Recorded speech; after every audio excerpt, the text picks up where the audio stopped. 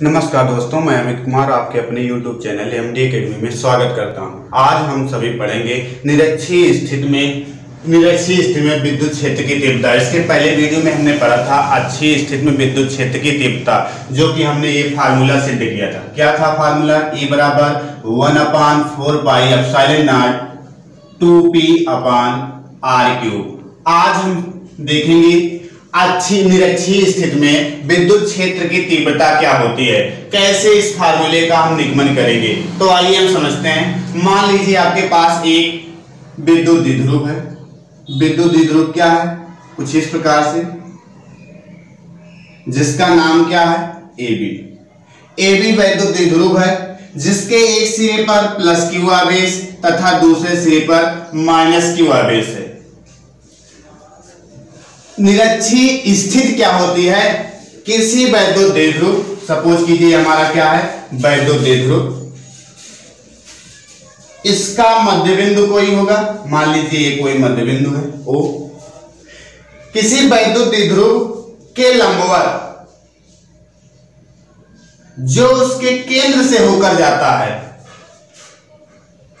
कुछ इस प्रकार से, मतलब एक अक्ष होता है, दूसरा होता है निरक्ष।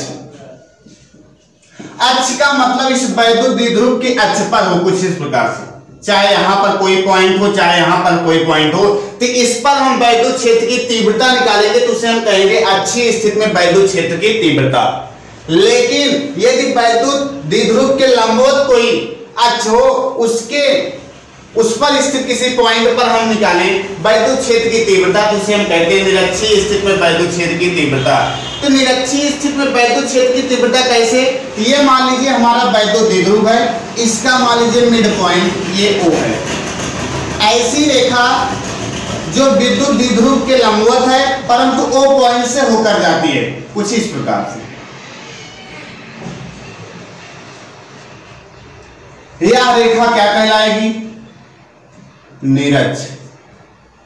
मतलब इस पर कहीं पर कोई बिंदु होगा जिस पर हमें वैद्युत क्षेत्र की तीव्रता का अध्ययन करना है, तो उसे हम कहेंगे निरक्षीय स्थिति में वैद्युत क्षेत्र की तीव्रता।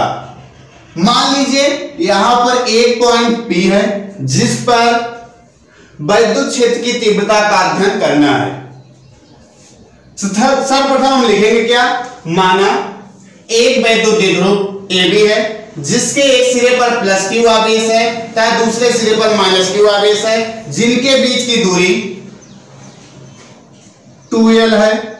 जब ये 2L है तो इसका मिड पॉइंट होगा, अर्थात OA की दूरी कितनी हो जाएगी? L, और OB के बीच की दूरी कितनी हो जाएगी? L। O से R बिंदु पर स्थित, O से R बिंदु पर स्थित, R दूरी पर स्थित एक बिंदु P है, जिस पर वैद्युत क्षेत्र की तीव्रता की गणना हमें करनी है। तो हम कैसे P बिंदु पर वैद्युत क्षेत्र की तीव्रता की गणना करेंगे? तो आइए हम समझते हैं क्या होगा। इस पॉइंट को जब हम इस बिंदु से मिलाएं ऐसे, और इसे हम कुछ इस प्रकार से मिला सकते हैं, ठीक। तो आप जानते हैं किसी पर वैद्युत क्षेत्र की तीव्रता की गणना करनी है तो उस आवेश, सर्वप्रथम हम क्या लिख सकते हैं? ये आपके बीच की दूरी L है, ये R है, ये क्या कोण होगा? लंबवत है 90°। तो OP के बीच की दूरी, मतलब AP के बीच की दूरी कितनी आ जाएगी? AP के बीच की दूरी क्या होगी? तो आप जानते हैं पाइथागोरस प्रमेय से, मतलब त्रिभुज AOP में क्या निकाल सकते हैं? एक 90° का कोण है, क्या है? त्रिभुज आपका कैसा है? समकोण है। तो हम समकोण में क्या लगा सकते हैं? पाइथागोरस प्रमेय। तो होगा क्या? AP का स्क्वायर इक्वल OP का स्क्वायर प्लस OA का स्क्वायर, अर्थात हम क्या कह सकते हैं? R² plus L²। और यहां से यदि स्क्वायर हटाएंगे तो क्या लग जाएगा रूट, मतलब इसके बीच की दूरी क्या आ जाएगी R square plus L square. इसी प्रकार इसके बीच की दूरी क्या होगी, सेम वही R square plus L square. हमें क्या मिल गया, एपी के बीच की दूरी और बीपी के बीच की दूरी। हमें पी बिंदु पर वैद्युत क्षेत्र की तीव्रता का अध्ययन करना है, तो सर्वप्रथम क्या करेंगे, प्लस क्यू के कारण, तो यहां पर लिखेंगे प्लस क्यू के कारण वैद्युत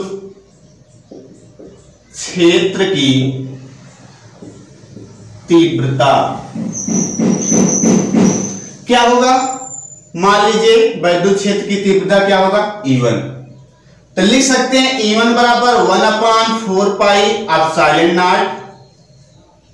आवेश कितना है Q, और इनके बीच की दूरी क्या है under root R square plus L square का होल स्क्वायर हो जाएगा।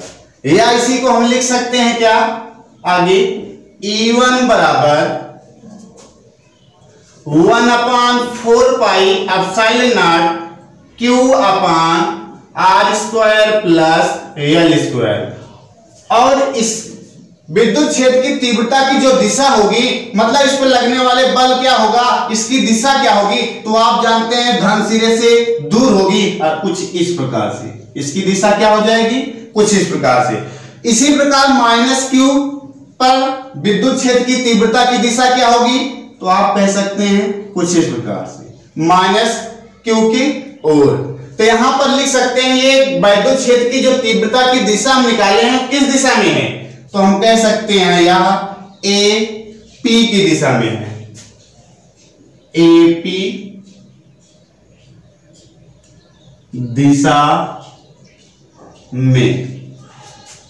इसी प्रकार हम निकाल सकते हैं माइनस क्यू के कारण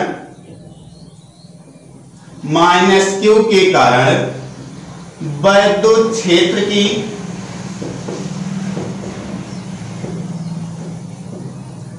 तीव्रता।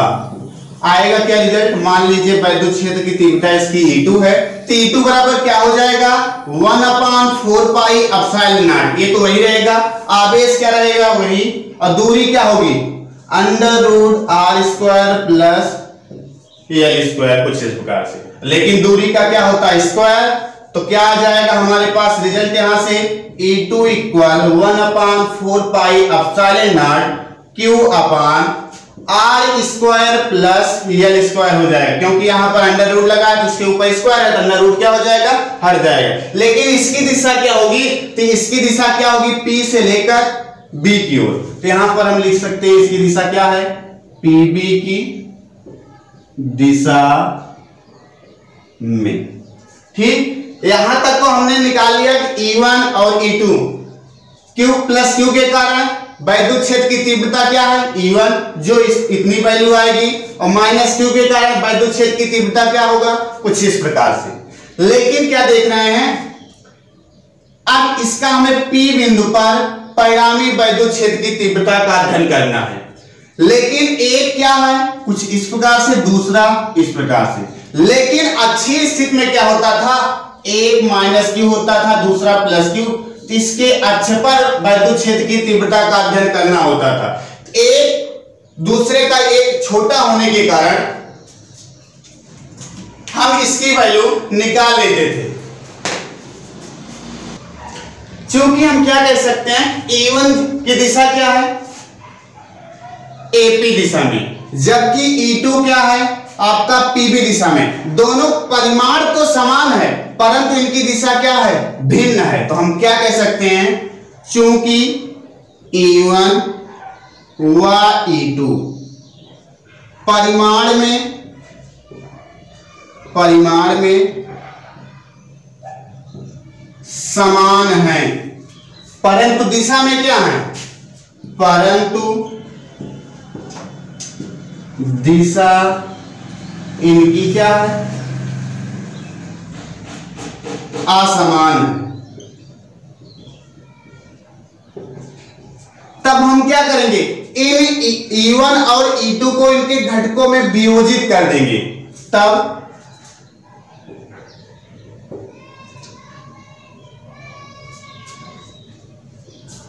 तब मान लीजिए, माना क्या, PAB, कोण PAB बराबर PBA, यहां लिख देते हैं PBA बराबर थीटा, तब E1 व E2 को इनके घटकों में वियोजित करने पर, जब ऐसी कंडीशन हो, जब इनकी दिशा क्या है, असमान है लेकिन परिमाण में समान है, तो इन दोनों को हम, इनका परिणामी हम आसानी से नहीं निकाल सकते। जब ये आसानी से ना निकले तो हम क्या करेंगे, इन E1 और E2 को, दोनों को क्या करेंगे, इनके घटकों में वियोजित कर देंगे।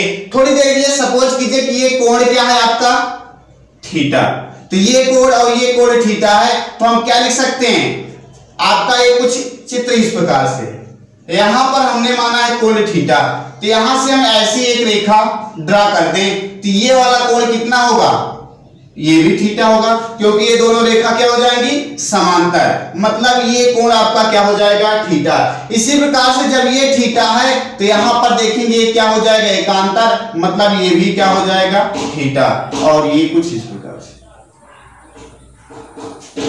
ठीक। जब इनके घटकों में वियोजित करेंगे तो E1 के सापेक्ष सर्वप्रथम देखें, तो E1 का देखेंगे तो हमेशा यदि कोई भी सदिश होता है कुछ इस प्रकार से, मान लीजिए यही E1 सदिश है, तो कोण की तरफ जो होता है उसका घटक होता है E1 cos थीटा, लेकिन कोण के दूसरी ओर जो घटक होता है इसका वो होता है E1 sin थीटा। कुछ इस प्रकार से इसके घटक में वियोजित किया जाता है, मतलब कोण की तरफ क्या हो जाता है cos थीटा, उसके दूसरी तरफ क्या हो जाता है sin थीटा। इसी प्रकार E1 का जब हम घटक में तोड़ेंगे तो ये वाली भुजा क्या हो जाएगी, इसका E1 cos थीटा, इसकी दिशा क्या हो जाएगी, E1 cos थीटा, जबकि ये क्या हो जाएगा, E1 sin थीटा। इसी प्रकार जब E2 को तोड़ेंगे इसके घटक में तो ये क्या हो जाएगा, कोण, तो मतलब ये इसके सापेक्ष क्या हो जाएगा, E2 cos थीटा, लेकिन ये आपका क्या हो जाएगा, E2 sin थीटा, कुछ इस प्रकार से। अतः हम क्या कह सकते हैं, E1 या E2 को इनके घटकों में वियोजित करने पर कि एक की दिशा क्या है, E1 sin थीटा ऊपर की ओर, दूसरे की दिशा क्या है, E2 sin थीटा नीचे की ओर, जबकि E1 E2 क्या है, परिमाण में बराबर हैं, तो दिशा विपरीत होने के कारण एक दूसरे को क्या कर देंगे, निरस्त कर देंगे। क्या करेंगे, ये दोनों एक दूसरे को निरस्त कर देंगे। हम क्या कह सकते हैं, E1 sin थीटा तथा E2 cos theta, E2 sin theta, sorry E2 क्या हो जाएगा, sin थीटा, ये इसका क्या है, लंब घटक, लंब घटक या ऊर्ध्वाधर घटक क्या है, दिशा में विपरीत है, तो हम क्या लिख देंगे, दिशा में विपरीत होने के कारण, विपरीत होने के कारण क्या होगा, एक ऊपर की ओर जा रहा है, दूसरा नीचे की ओर जा रहा है, जितना ये ऊपर जाएगा उतना ही नीचे जाए, दोनों एक दूसरे को क्या कर देंगे, निरस्त। क्या लिखा जाएगा, होने के कारण ये एक दूसरे को, ये एक दूसरे को निरस्त कर देते हैं या कर देंगे, परंतु इसमें देखिए E2 का ये घटक, क्षैतिज घटक क्या है, E2 cos थीटा, जबकि E1 का क्षैतिज घटक क्या है, E1 cos थीटा, इनकी दिशा क्या है, समान में, समान जब इनकी दिशा के दोनों आपस में क्या हो जाएंगे, जुड़ जाएंगे, तो क्या कह सकते हैं, परंतु E1 cos थीटा तथा E2 cos थीटा की दिशा समान होने के कारण ये आपस में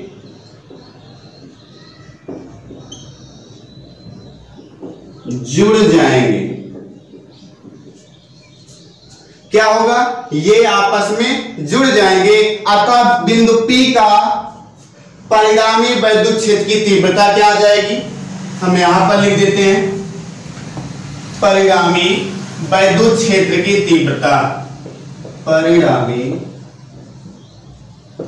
वैद्युत क्षेत्र की तीव्रता E बराबर क्या हो जाएगा? कौन से जुड़ेंगे? E1 cos theta plus E2 क्या हो जाएगा? cos theta. कुछ इस प्रकार से E1 की वैल्यू क्या है आप जानते हैं, ये है। E2 की वैल्यू क्या है आप जानते हैं, ये है। लेकिन आप क्या जानते हैं कि E1 और E2 परिमाण में समान है, अर्थात ये दोनों जुड़ जाएंगे तो क्या होगा? चाहे आप E1 के संदर्भ में लिख दीजिए इसे, चाहे इसे E2 के संदर्भ में लिख दीजिए, अर्थात हम क्या कह सकते हैं? 2E1 cos theta. क्यों? क्योंकि हम जानते हैं E1 और E2 का परिमाण क्या है? समान है। परिमाण का मतलब इनका जो आंकिक मान है वो क्या है? समान है, लेकिन इनकी दिशा क्या है? विपरीत है। तो हम क्या लिख दिए? 2E1 cos theta. इसी प्रकार आप ना लिखना चाहें E1 को तो यहां पर आप E2 भी लिख सकते हैं। तो क्या आ जाएगा? अब हमें cos थीटा की वैल्यू पता कर ली है, तो cos थीटा की वैल्यू कैसे निकालेंगे? ये आपका क्या है? त्रिभुज। ये आपका क्या है? त्रिभुज। मतलब APO में लिखेंगे cos थीटा बराबर क्या होता है? तो हम जानते हैं cos थीटा बराबर होता है आधार बटे कर्ण। क्या होता है? आधार आपका क्या हो जाएगा? OA, कर्ण क्या होगा आपका? AP। हमें cos थीटा की वैल्यू पता करनी है, तो OA की वैल्यू कितनी है? L। कितनी? L। जबकि AP की वैल्यू कितनी है? √r² plus L²। इस प्रकार cos थीटा की वैल्यू हम यहां लिख सकते हैं। तो यहां लिख देंगे 2E1 cos थीटा की वैल्यू क्या? L/√r² plus L²। ये कहां से आया? तो चूंकि हम जानते हैं cos थीटा की वैल्यू क्या होती है? L/√r² plus L²। कहां से आया है? तो आप कह सकते हैं चित्र से। अब E1 क्या है? तो E1 की वैल्यू आप जानते हैं ये होता है, तो हम यहां पर रख सकते हैं। रखेंगे तो क्या आ जाएगा? 2 × 1/4 पाई एप्सिलॉन नॉट Q अपान कितना दिया गया है? r² plus L²। कुछ इस प्रकार से। और बगल में क्या दिया गया इसके? L/√r² plus L²। यदि यहां पर एक घात है, इनकी घात क्या है? हम रूट को यदि थोड़ी देर के लिए हटाएं तो यहां पर हम रूट के स्थान लिख सकते हैं 1/2। गुणा में घातें आप जानते हैं क्या?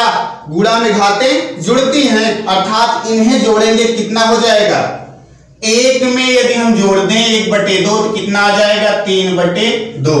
तो हम इसे यहां पर लिख देते हैं, क्या आ जाएगा? E बराबर 1/4 पाई एप्सिलॉन नॉट 2QL अपान नीचे हो जाएगा r² प्लस L² की पावर कितनी? 3/2। जबकि आप जानते हैं 2QL बराबर क्या होता है? P होता है। क्या होता है? P। तो यहां लिख सकते हैं E बराबर 1/4 pi epsilon not P upon r² plus L² का की पावर कितनी? 3/2। यहां रीजन दे देंगे क्या?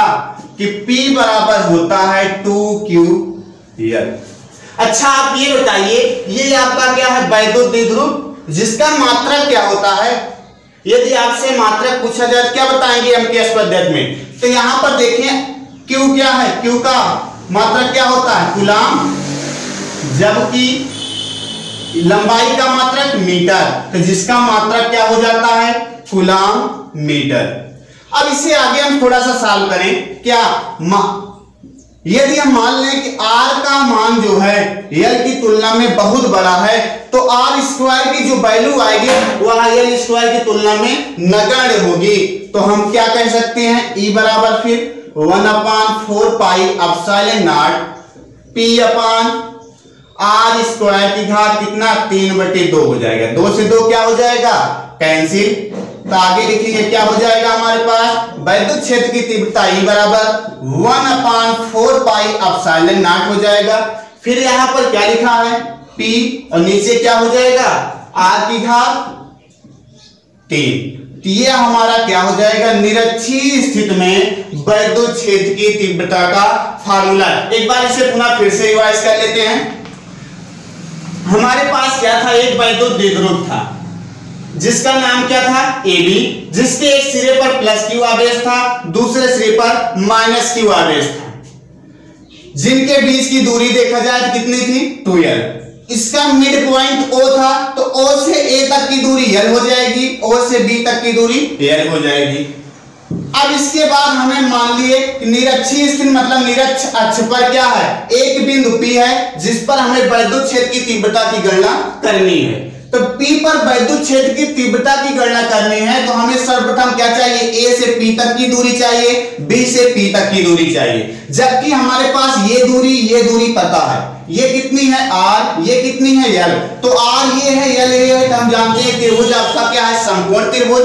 जब समकोण त्रिभुज है तो पाइथागोरस प्रमेय लगाएंगे तो ये दूरी क्या आ जाएगी, √r² प्लस L² आ जाएगी। जो ये दूरी होगी वही ये भी होगी। क्यों, क्योंकि R ये है तो L भी वही है, दूरी सेम है तो मतलब ये भी दूरी सेम हो जाएगी। तो इतना हम निकालिए।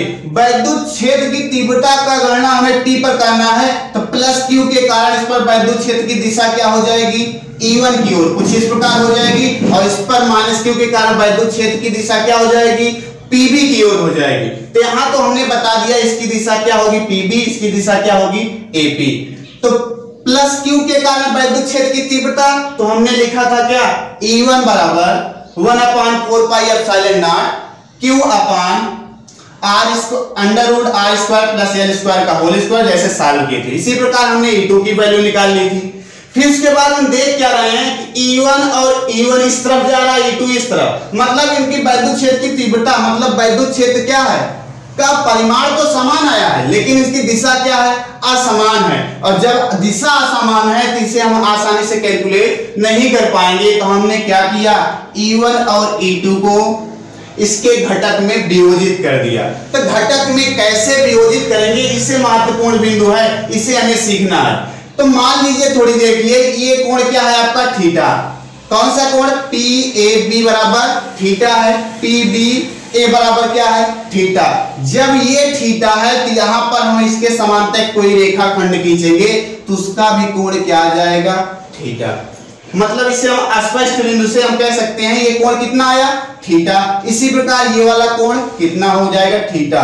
तो आप कक्षा 11 में पढ़े हैं, कोई भी अक्षो कोई भी ये सदिश है मान लीजिए, ये कोण कितना, थीटा।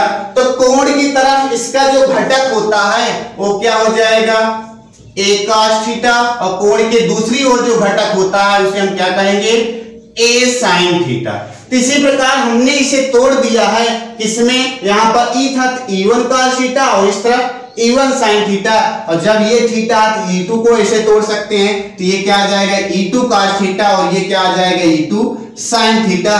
तो हम जानते हैं ये एक ऊपर की ओर है एक की दिशा, एक नीचे की ओर है एक की दिशा, तो दोनों क्या हो जाएंगे, आपस में निरस्त हो जाएंगे।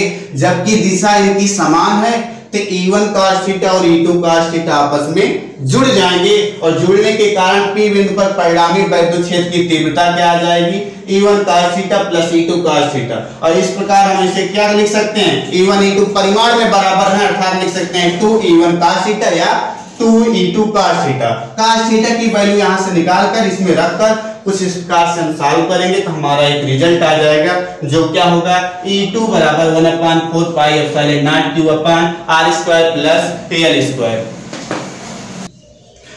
अब इसके बाद थोड़ा सा हम रफ करके कुछ इसके महत्वपूर्ण बिंदु को जानेंगे। कैसे, कल हमने पढ़ा था, मतलब इसके पहले वाले वीडियो में हमने पढ़ा था कि अच्छी स्थिति में वैद्युत क्षेत्र की तीव्रता का फार्मूला क्या होता है?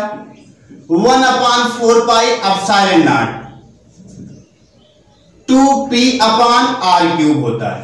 जबकि आज हमने पढ़ा है अच्छी स्थिति में, निरक्षीय स्थिति में, सॉरी ये क्या है? निरक्षीय स्थिति में। ये क्या था? अच्छी स्थिति में। अच्छी स्थिति में वैद्युत क्षेत्र की तीव्रता का फार्मूला कुछ इस प्रकार से था, निरक्षीय स्थिति में वैद्युत क्षेत्र की तीव्रता का फार्मूला कुछ इस प्रकार से है, p/r³। थोड़ा सा इस p को हम आगे लिख दें तो ये वैल्यू किसकी हो जाएगी? निरक्षीय स्थिति में वैद्युत क्षेत्र की तीव्रता का फार्मूला हो जाएगा। अर्थात ये वैल्यू जब यहां पर रखें तो क्या कह सकते हैं? E = 2 × E, जो कि क्या है? निरक्षीय स्थिति में वैद्युत क्षेत्र की तीव्रता। ये क्या है? अच्छी स्थिति में वैद्युत क्षेत्र की तीव्रता। यहां पर निष्कर्ष क्या निकला कि जो अच्छी स्थिति में वैद्युत क्षेत्र की तीव्रता होती है, निरक्षीय स्थिति में वैद्युत क्षेत्र की तीव्रता का दुगुना होता है। निरक्षीय स्थिति में जो वैद्युत क्षेत्र की तीव्रता होती है वह अच्छी स्थिति में वैद्युत क्षेत्र की तीव्रता का आधा होता है। इसी को दूसरी भाषा में क्या कह सकते हैं? E निरक्षीय मतलब निरक्षीय स्थिति में वैद्युत क्षेत्र की तीव्रता बराबर E अच्छी बटे कितना? 2। यह हमारा सबसे इंपॉर्टेंट पॉइंट है कि अच्छी स्थिति में वैद्युत क्षेत्र की तीव्रता क्या होती है? तो निरक्षीय स्थिति में वैद्युत क्षेत्र की तीव्रता का दुगुना होता है। तो यदि वीडियो आपको अच्छा लगे तो वीडियो को लाइक कीजिए, कमेंट कीजिए तथा चैनल को सब्सक्राइब कीजिए। Thanks for watching this video.